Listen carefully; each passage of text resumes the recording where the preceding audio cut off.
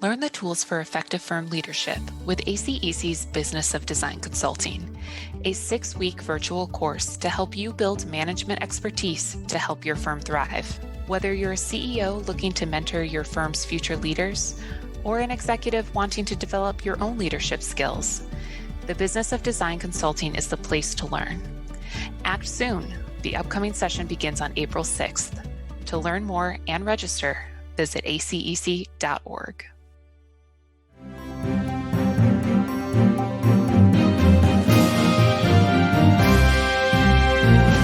Welcome to the Government Affairs Update from ACEC for March 12th, 2021. And have some news this week. Of course, the big news is President Biden's first large legislative victory, which is the American Recovery Plan, was approved by the Senate, went over to the House, House approved it, and now it is sitting in the Oval, waiting for a public signing ceremony to happen a little bit later today. $1.9 trillion relief package, one of the largest, if not the largest, relief package ever passed by Congress, contained a lot of provisions, direct support for American families, some tax credit extensions that were in previous bills, and some support to transportation agencies. And to kind of go through what this bill is and what it means for the larger infrastructure push later this year, I have Steve Hall, our head of advocacy, with us to go over the details. Steve, welcome. Thanks, Jeff. Great to be here. Yeah, this is a big bill, no question about it, and it does represent his first win within the first 100 days. I think the headlines were pretty much 50 days in, and check the box on number one. So what does this bill mean for our industry? Is there anything in there that we need to really pay attention to?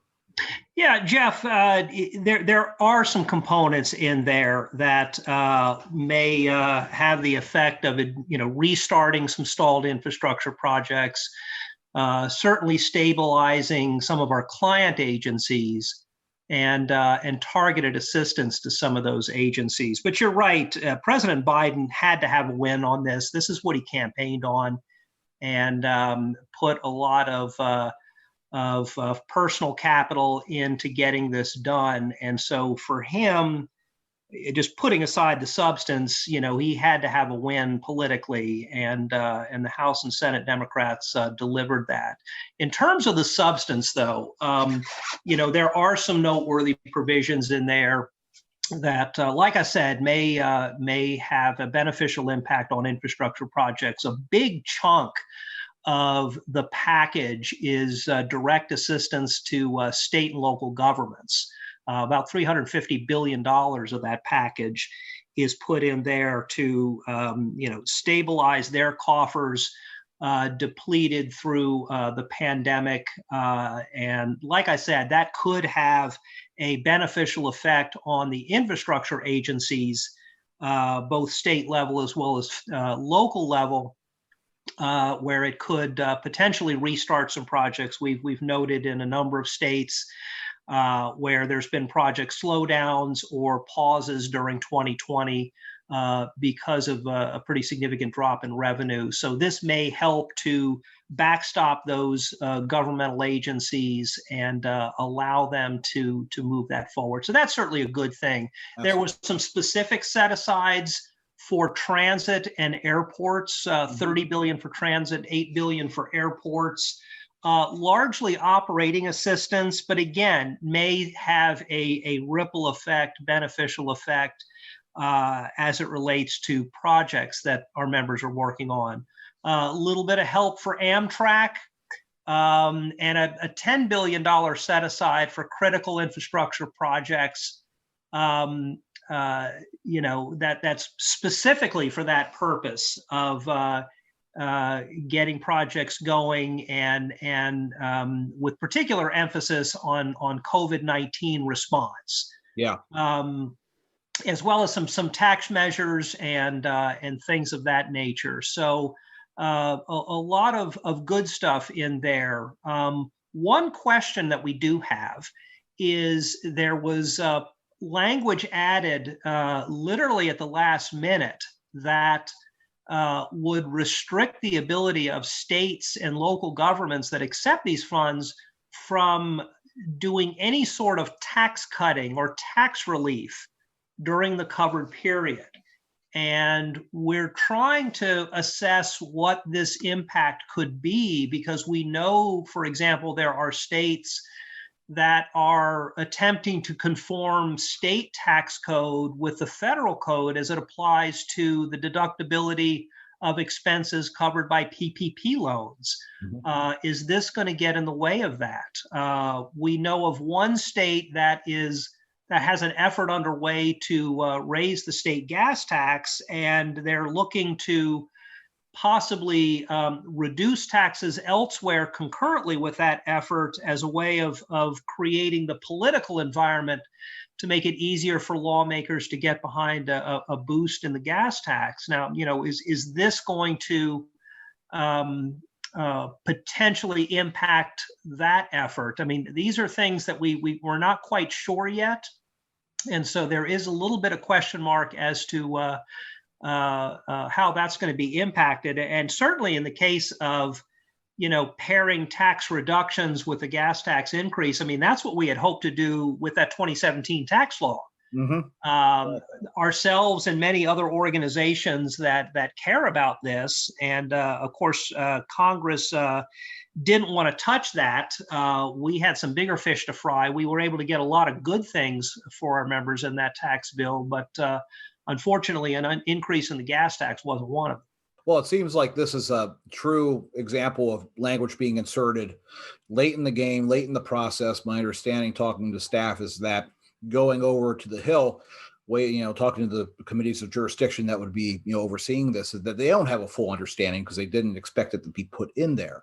So this is one of those issues that everyone is still trying to analyze exactly what the impact's going to be. And that, of course, creates the question that, of course, states have been leading the way over the years to increase their own user fees to finance infrastructure improvements because Congress hasn't dealt with the Highway Trust Fund.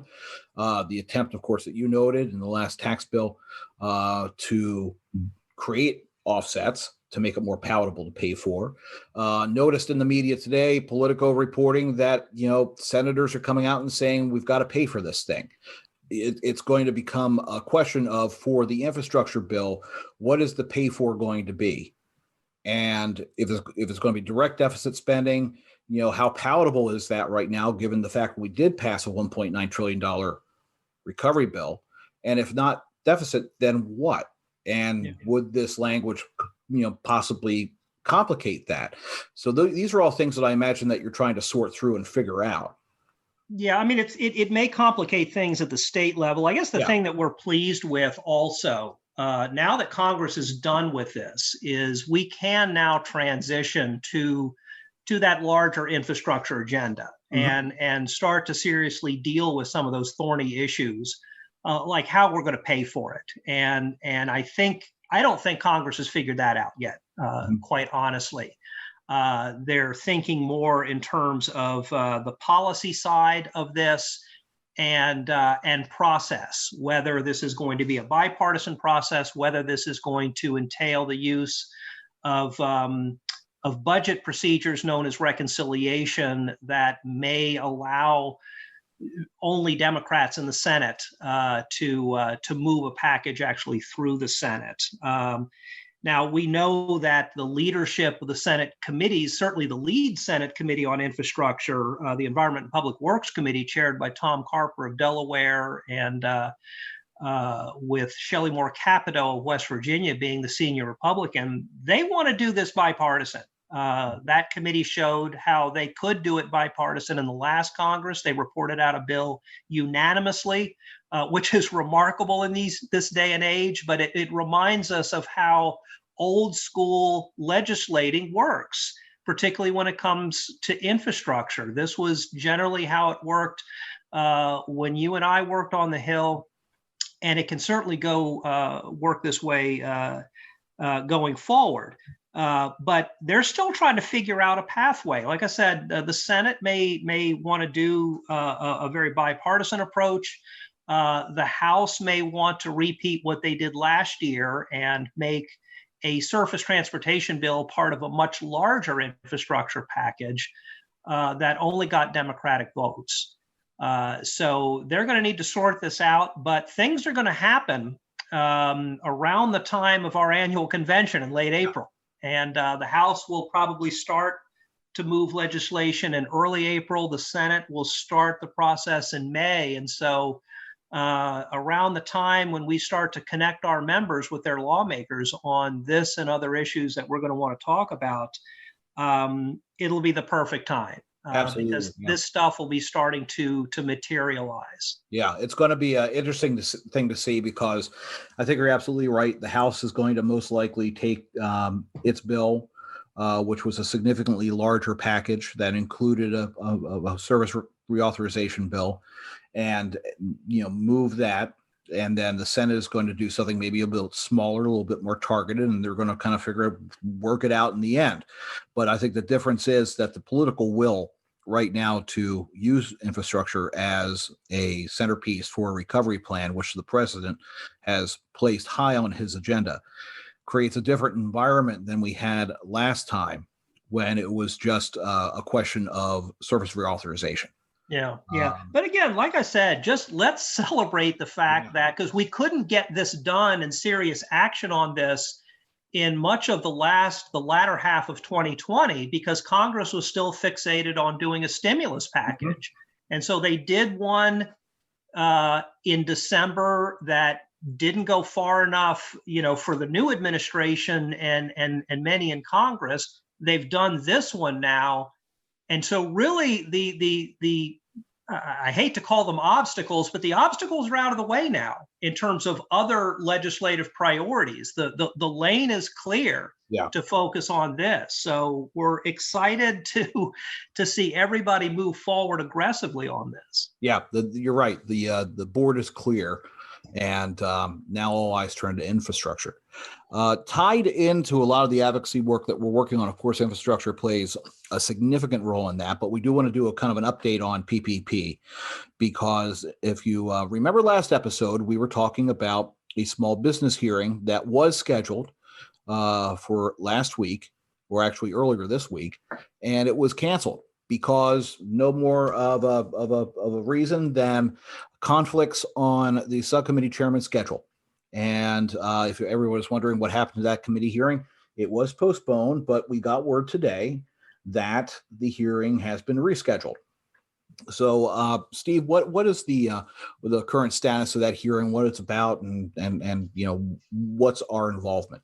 Yeah, no, we're back on, and our involvement has really, led to the calling for this hearing. Both Republicans and Democrats on the committee want to do this.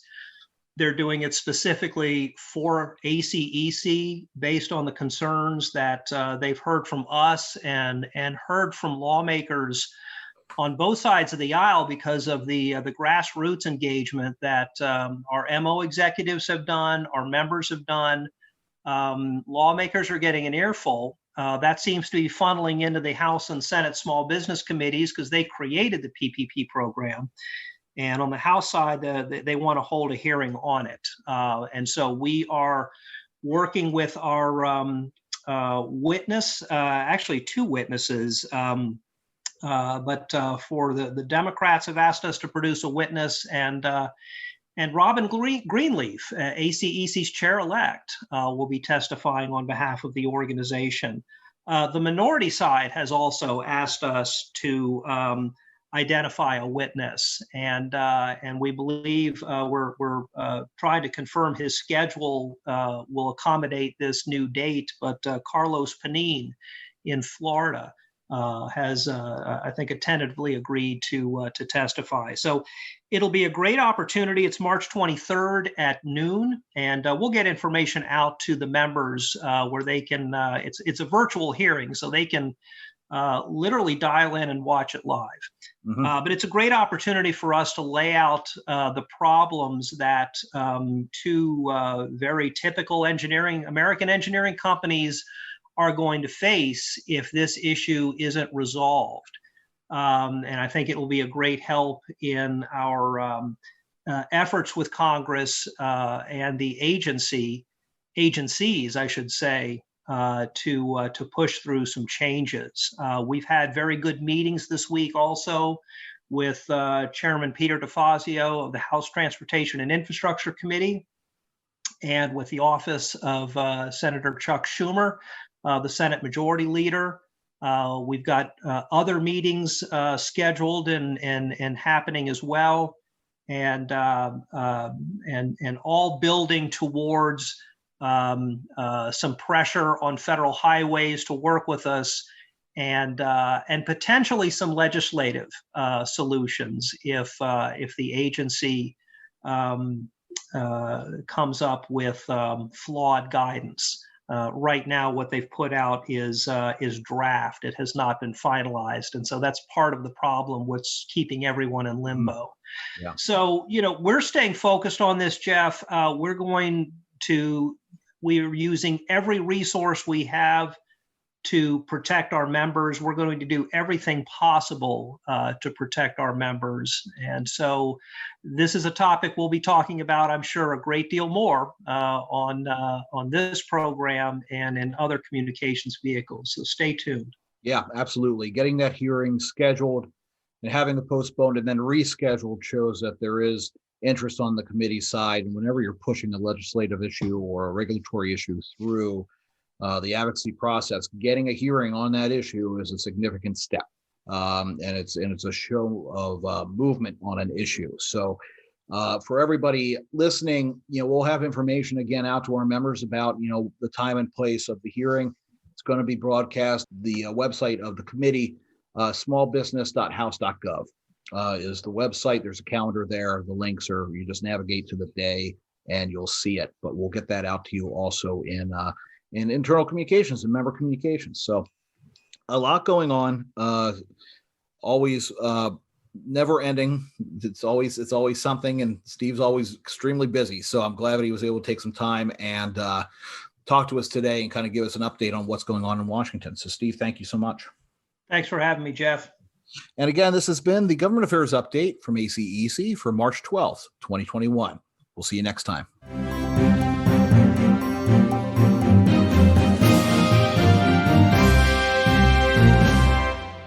Learn the tools for effective firm leadership with ACEC's Business of Design Consulting, a 6-week virtual course to help you build management expertise to help your firm thrive. Whether you're a CEO looking to mentor your firm's future leaders or an executive wanting to develop your own leadership skills, the Business of Design Consulting is the place to learn. Act soon. The upcoming session begins on April 6th. To learn more and register, visit acec.org.